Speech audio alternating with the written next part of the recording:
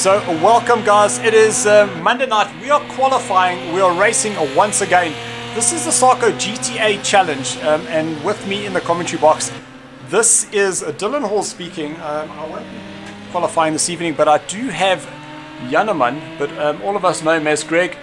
Greg, how are you this evening?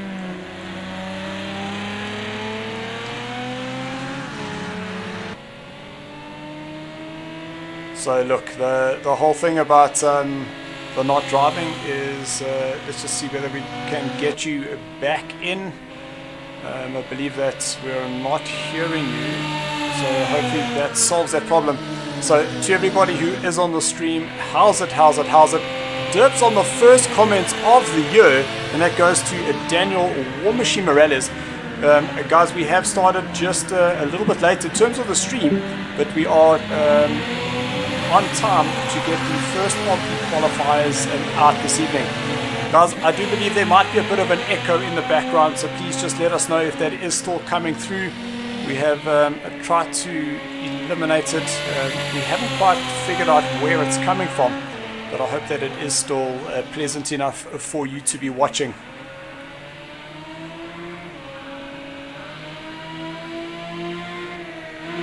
So, Greg, this is the first time that you've decided to join us in the commentary box.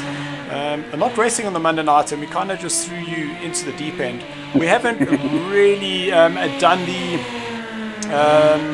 the introduction. We didn't do the great sideways action there for Gavin. Really awesome, and I see some of the guys coming through already. Peter Heidemann, he's saying good luck to all.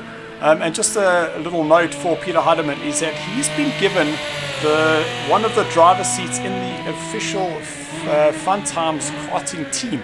That's with myself and Boss Mike. So some of the guys that were at that event at the end, in the middle of last year, will know Boss Mike, and we have recruited Peter Heidemann to come and do real world racing with us. So awesome to see him there.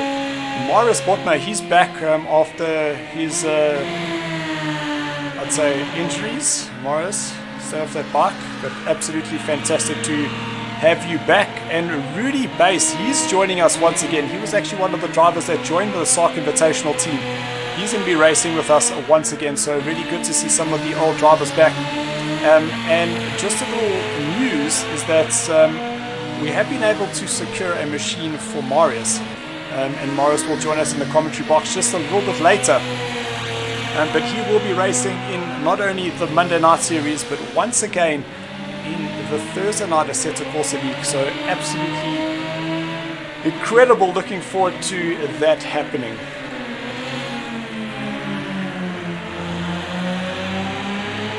So just a quick word must go out to Stephen Koenig. I hope that he is watching. Unfortunately, Stephen Koenig has fallen ill. He does currently have COVID, so he's being treated for that. We just hope, Stephen, that you fight with all your might and get you through that and have you commentating with us in the next coming weeks. Looking at some of the times, Gavin is top of the charts there, 120.96. 0.02 behind him is Lendl, 120.9. We can see Lendl now going in the quickest, 0.025 faster than Gavin. We do have Ashley in third place. You can see that's Ross setting up that invite for that next race. So guys, we are currently running on time. The next qualifying will be at 8:20. We do have 6 sessions this evening, and for all the drivers that are affected by load shedding, those will have a special qualifier set up tomorrow night. Unfortunately, that won't be live stream, but we will give everybody the update of who's qualified where. Just knowing that depending on where you've qualified, in terms of your tier, also determines the car that you're going to be driving. Greg, just some of the cars that we'll see the guys driving for the season. Can you give us some insight there? Of the Ferrari and the, what's the other one? The Camaro. You said I must talk about the fair lady. Okay, you're right. Sorry. Give us some facts about this fair lady. Well, firstly, I took it out for a couple of laps yesterday, and it's kind of a lively car, depending on what setup you take. The stable setup and the loose setup is quite different to each other.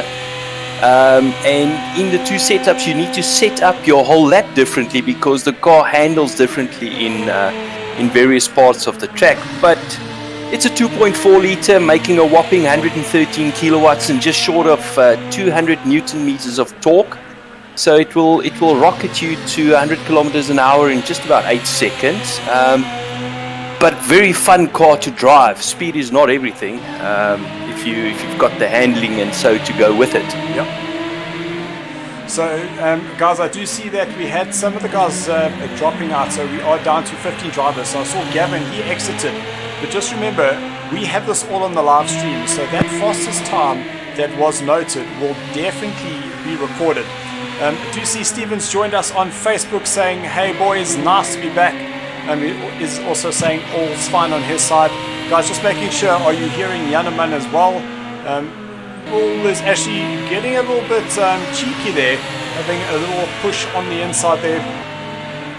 But these times are absolutely crazy. I was able to just sneak myself into a 23 when I did some practice over the weekend. But that is not my official time. I will be able to let you know what that time was a little bit later, but yeah, at least I'm top 5 for now. But listen, 32 drivers have entered in this championship, and we will be splitting them down the middle, 16 drivers per tier, and we do want to get some of the drivers in. So already having qualified for the Alpha tier, that is Ashley having won last year's championship, Dylan in second, and Jake's in third, so we are automatic qualifiers. And where has my sheet gone? Oh, sheet. I just wanted to say something, with the times I did yesterday afternoon, I wouldn't even have been top 10 here. Well, I guess that's the importance then of putting in the time. Well, and we have Adrian Bond, so Adrian was actually called up from the Bravo tier to come and race in the Alpha tier. That was in the Porsche Euro Cup from last year. And Tyler Scott, having finished second, he too has an automatic spot in the Alpha tier. So the guys are effectively qualifying for 11 places in the Alpha tier. In my defense, I only did about 5 laps on each setup and managed to get in the high 24s. But Sonoma is the kind of track where you need to practice. The more you practice, the better it gets. There's a couple of blind corners that you've got a blind exit on, and if you don't know where you're going, it's going to go south very quickly. So, Janneman, have you driven the Camaro or the Ferrari at all? Both of them, yes. Your preference? I like the V8. But I wouldn't say it's easier to drive. It's just you're doing less gear changes. It hasn't got a lot of gears anyway, but it's got a lot of low down torque, so you don't have to gear down so quickly, and it revs freely from kind of low down. But yet again, it's by no means a modern day car. None of them are. None of them are. There's no ABS, there's no traction control, there's nothing. It's just get in and drive. Yep. So just having a look at the times, there's Ash going 1:26.7, Gavin a 1:20.9, so he's actually gone quicker than his original time that was recorded. We've got